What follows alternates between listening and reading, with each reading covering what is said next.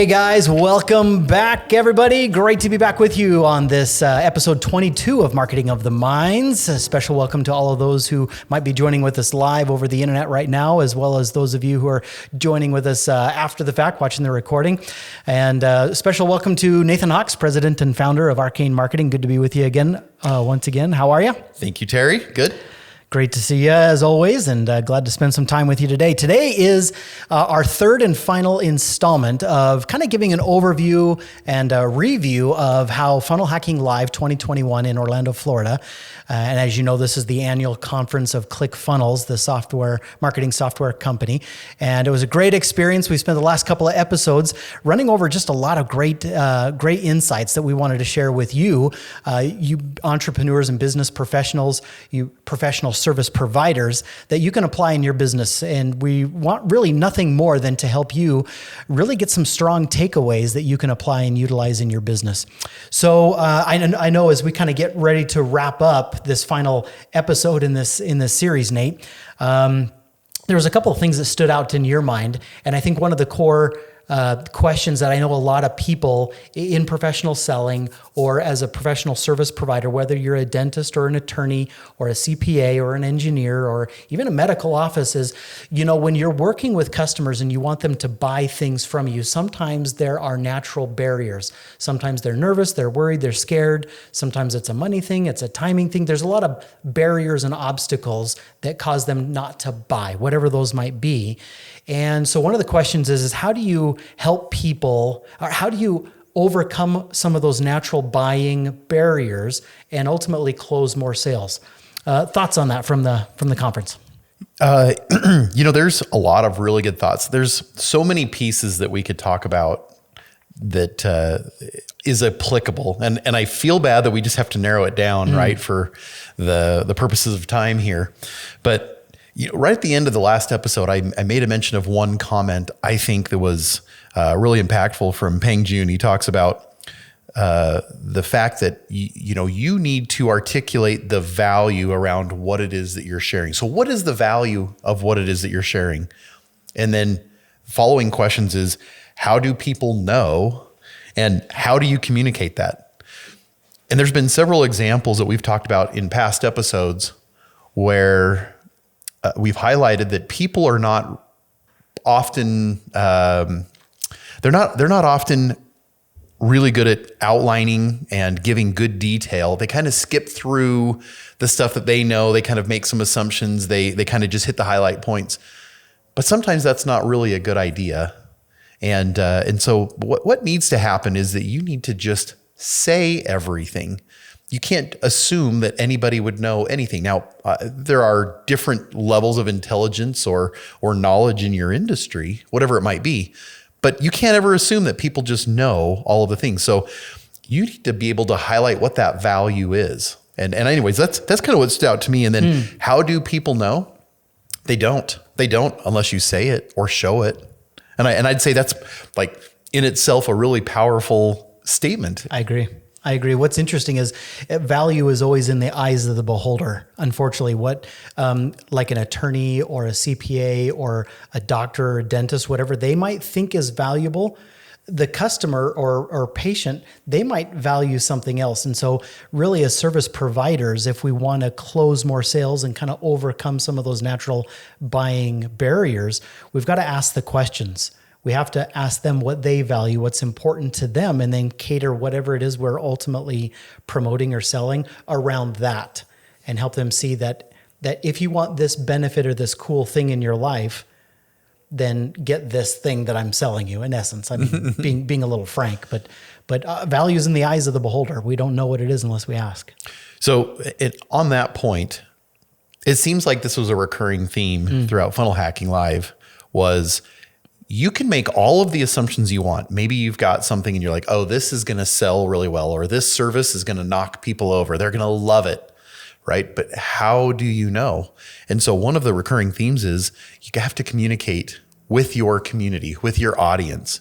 So setting up a community is a really good idea. And then having conversations with them will help you discover anything you need to know about what your audience is. And so how do you know what the value is? Like you said, it's in the eyes of the beholder. but it's different for everybody. And so you can find out what those things are and how you need to communicate simply by asking. Yeah, you're right. Having that kind of a community and then regularly polling them or surveying them or asking them just yields a lot of really insightful information about your customers and potential buyers, and that you can then use to leverage in a lot of great ways. So, but I agree. So many of us just get so busy in business that we just never ask. That's we right. Never slow down and take the time to ask. So that's awesome. I know another one of the questions that popped up in our earlier conversations from Funnel Hacking Live was, as it relates to service professionals, is how can service professionals, service providers, how can they add more revenue to their bottom line each and every single month without necessarily adding to their workload? And one of my favorite speakers there was a lovely lady by the name of Allison Prinz, and she has a pretty amazing e-commerce business. And she spent some time talking about how easy it is to actually solve a lot of our customers' problems utilizing trending products themselves, physical, tangible products, to quickly create additional sales. And one of the concepts that was highlighted and talked about is how can brick and mortar retail businesses like a chiropractic clinic, like a dental office, like a CPA firm, an architect, an attorney, fill in the blank, how could they generate revenue right off of their website from people that don't even live in the same city? And so the answer is by utilizing your website as a shopping cart, or having some sort of a physical, tangible product that could be sold on your website. Have you seen that in your experience over the last 15 years or so that you've been in digital marketing? Any local businesses that have turned their local service providers that have turned their maybe a lead generation website into actually a transactional website where they can sell product and take credit card payments, I can think of one example, and this may not fit in perfectly, but there's a good concept that you've got talking about there, Terry. But the example I'm thinking of is that there are HVAC guys and plumbers that are selling water softeners on their website. And the idea, all of the plumber wants to do, he's less interested, I think, in selling the product, maybe a little, but less interested in that as much as he is in actually doing the installation. The installation, that service, is where he makes his money. And so we actually have a client that we developed an e-commerce website for that's just a local plumber, and all they do is just install water softeners that they sell, and then they install them. That's awesome. So that works out pretty well for them. But I mean, the concept of, and I'd even use the term being a little disruptive or even being a little extra. Yep. If you're a dentist, what are some things that you can do that help serve a need? Well, what do dentists often find that are needs? They're always telling you to brush your teeth. They're always telling you to floss. They're always telling you to use mouthwash. Yep. They're always telling you there's a million things that all go along with whitening. Teeth health. Dentists could easily set up some sort of a shopping cart on their website, a shopping page where they could sell what? They could sell teeth whitening kits. They could sell toothpaste, various kinds of like fancy fluoride. toothpaste. Yeah. Right. A mouthwash. And I know it's common. I have heard of dentists that sell toothbrushes like Oral-B toothbrushes, like or the Philips Sonicare or motorized kind, or electric. But why do you need to have specifically that interaction when you could be getting these low energy, low effort sales that just come in anyway? Throw some marketing at it, and you can collect sales from Florida or California or Montana or Texas. Even if you do business in Montana, you can still collect sales all over the country.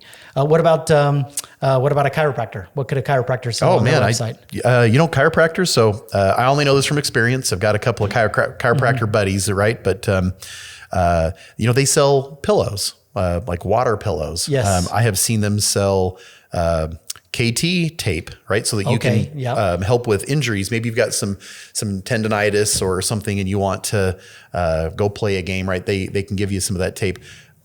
I have been sold in the past some orthotics to help because, For alignment purposes. Alignment purposes, just to help actually with the health of my knees and my hips. Not that they're horrible, but just off just enough that over time it would, but these would prevent that from happening. And I did buy them. Easy there. What about a CPA or like a law firm? I think, for example, because their expertise is so intense in very specific areas, there's nothing that would keep them from, say, writing a book. And the book can be just a 20, 30, 40, 50 page book. It doesn't have to be like this monster thing, but they can write a book and they can sell that book on a specific topic that they know that their customers really want and need. They can sell that online. They could even put together, one client that I worked with a couple of years ago, they were CPAs and they put together some financial training courses for brand new entrepreneurs about how to set up their business and do all kinds of different things, how to set up QuickBooks.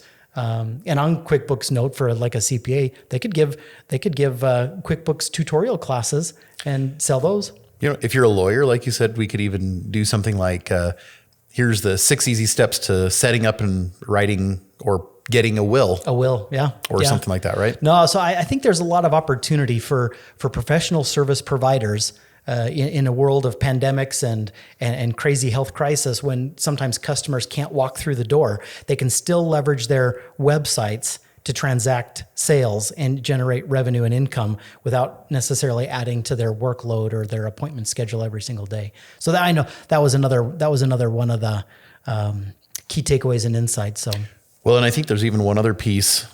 We've seen it in the medical field to a degree, but I know that through the pandemic, one idea that really caught fire was the idea of doing telecommuting with your patients, so teleconferencing. Okay.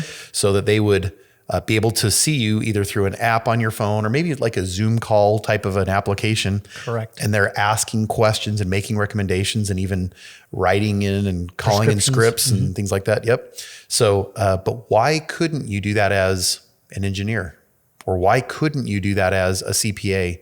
Do you need to be sitting specifically face-to-face with people to do your service? We don't. We handle people all over the world, right? Architecting, law, dentistry, Well, you can't get the actual service, but there are lots of consultations that you can do. So we have a client that is in an urgent care, and that's been a big thing for them, is to be able to call in without having to actually go in, so that somebody could see them in case it was a small little emergency or something that they didn't need to see them, but they could diagnose it easily and quickly. Again, sort of saving time, saving energy, low cost, but then they were charging for those appointments. Like, I don't know, $30 or $50 or something. No, I think we're in an era right now where more and more retail businesses and professional service providers absolutely need to be rethinking how they're using their websites as a standalone revenue generating source for their business and that sort of thing. So there was a bunch of speakers, tons of golden nuggets. What were any kind of final golden nuggets that you walked away with? We'll do kind of rapid fire and anything that kind of stood out to you. You know what? There's a couple of things. One is, and you know, when you go to Funnel Hacking Live, it's not all just marketing things. There's some motivational speakers. You know, Tony Robbins was there, Anthony Trucks, Nick Santosasso. Anyways, everybody gave some really good, just I would say overall tips. But man, how applicable are some of these tips to digital marketing and how you run your business? And so, you know, one of the things they talk about is an accountability point. And in fact, this one was from, I think it was from Russell Brunson, if I remember right, but it was talking about 3 things to do to turn your idea into an action. And so just real simply is, 1 is set a date to start. 2 is set goals to be held accountable, but have somebody hold you accountable. And 3 is add or remove things that cause friction, add pieces that might make it easier. But there was a couple of things that are impactful for me that really apply to the digital marketing world from Tony Robbins. And then I'm sure you've got a couple too, but one of them is as a service provider, something that's absolutely impactful. Everybody talks about the power of reputation and you hear about those concepts about hug your customer, so to speak. But one of them is you always need to do more than you say you will. Always do more than you say you will. And I know that's something that we practice here at our digital marketing agency at Arcane Marketing. That way we can show delivery excellence so that it's always a surprise of, oh, wow, right? But if you are a chiropractor, what's a little extra that you can do to throw in there? Or if you're a dentist, or what if a CPA is there, or a lawyer? Sometimes there's stereotypes around these, but what can you do to make it your customer feel enlightened, or feel like that you've gone over the top? And then maybe just the piece is, regardless of whatever it is you do, whether you're selling a product or you have a service, one thing you always have to remember is you have to provide value. Mm-hmm. You have to provide value. I think that starts with identifying what the value is, communicating it, and then producing it. I love that. Nick Santonastasso, he was a great motivational speaker there. And as many of you know, he was born with a rare disease that left him without any legs and only one arm. And his one arm, he's only kind of got one finger, if you will. And so he's lived a pretty incredible life and accomplished a lot of amazing things. But he mentioned, quoting Tony Robbins, he said that the quality of our life is dependent upon the quality of the questions that we are asking ourselves. And if we want to immediately turn a negative, frustrating, difficult situation into one that is empowering and productive and constructive, he encouraged us to ask, what is great about this? This, say, is there even a car accident or a health problem or a client who cancels services, or you ask the question, what's good about this? What's great about this situation? And you can change the meaning of situations, and that helps change your outlook and your attitude and the choices and decisions that you make. He also said that our personal confidence comes from following through on the commitments that we make to ourselves. Oftentimes when we say, I'm going to do this or I'm going to do that, and then we don't end up getting around to it, that really sabotages our personal confidence. And when we make and break promises that we make to ourselves. But when we break promises to ourselves, that really deteriorates our self-esteem. I remember another quick gold nugget was Russell Brunson talked about when we have goals and things in life that we want to achieve, oftentimes we can't achieve those goals unless we become someone different. People who accomplish things at a certain level, that's because they've become the kind of person. They've developed the skills, the mindset, the attitude, the abilities to accomplish those things. So if we want to accomplish certain things in our life, the question that we ask is, who do I need to become in order to achieve that? I thought that was really kind of an insightful comment there. A whole bunch, but those were a couple of kind of fast gold nuggets. Anything else that you see in your notes? Just the last one. I think it was inspiring for me personally. And several people said it was funny because I think they were all quoting Tony Robbins, but the fact that life is happening for me, not to me, right? You're in control of how you act and react. So life is happening for me, not to me. That one really stuck out to me. That's awesome. Well, ClickFunnels has a great software product. Their annual marketing conference, Funnel Hacking Live, is no less tremendous. And this year's conference in 2021 in Orlando, Florida was a great experience. So we hope you guys have enjoyed a couple of the golden nuggets and key takeaways and lessons that we picked up while we were there for 4 days in Orlando. Great experience. If you haven't had a chance to utilize ClickFunnels as a marketing software, certainly encourage you to give it a try. There's a 14-day free trial that you can go and sign up for free and give it a try. We use it and many of our clients use it. And if you haven't had a chance to go to Funnel Hacking Live, you can always get your tickets You can just Google search and you can find where you can get those tickets there. We don't receive any sort of compensation for you going or you're seeing this on your own free will. Yes. Yeah, so you're good and clear there. But anyway, thank you for sharing your insights, Nate. Always good to get your feedback and insights. And our next episode that we jump back, we're going to be jumping back into your questions. We've been collecting lots and lots of great feedback and lots of great questions from you professional service providers out there. Keep them coming. Post your comments down below on this video and keep those questions coming. And we'll be sure to answer those in our next episode. So great to be with you. Keep up the good work, and we'll see you guys again soon. Take good care.